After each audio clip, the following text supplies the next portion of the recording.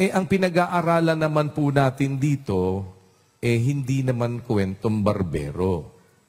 Nakikita naman ninyo, binabasa natin yung mga salita sa banal na kasulatan. A few moments later. Balat kayo pala ang buhay sa mundo, nakangiti kahit hindi totoo. Magandang bulaklak ang siyang katulad mo, ngunit paglapit ko'y walang bango. Balat kayo pala ang pag-ibig mo na natubog lang sa ginto. O kay sakit naman na sayang lang ang pag-ibig ko. Kaya ang buhay ko ngayon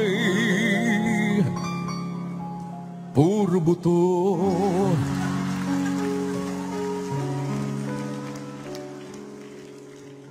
Bakit? Nangayayat na eh. Oh. One eternity later. Hindi ko na maalaala no. Si Rick Manrique pala nun ang kumanta nun. Sabi niya, ang buhay tulad ng isang awit lamang, mayroong simula at may katapusan. Ang araw at gabi lumulungkot, hirang sa mga suliraning pinaglalabanan. Ang aking pagkukunwari sa buhay. May pagkukunwari pala sa buhay, Pagbabalat kayo. May pagbabalat kayo pala. Sa katotohanan, anuman ang aking maging kapalaran. Yan Brad Rodel. Brad Rodel. Yan, kapatid na Rodel, ha? No. Ano ngayon ang direkta, kapatid na Rodel, Gets mo, Amen. Brad Josel?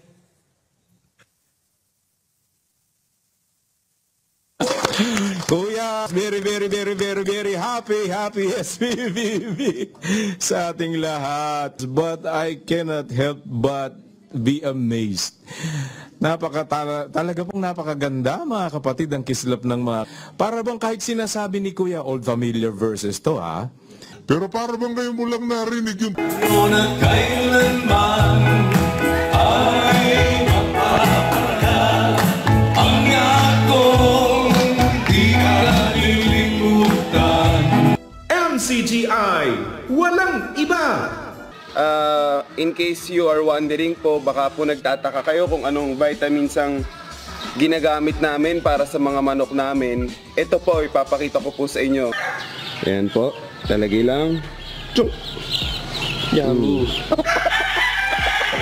Yan po ang ating 6 months na stag. MCGI, walang iba! I just went here from the Philippines for this concert. How much you spent, you think, on everything the Eras Tour? I don't really know the number, but I think you can buy a car. Would you spend it again? 100% yes! So you have no regrets at all? No. Zero. None! MCGI, walang iba!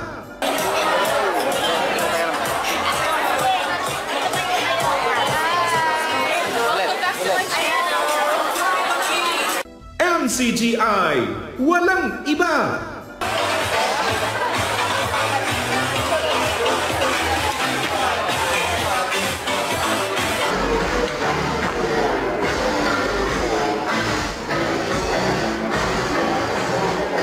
MCGI, walang iba.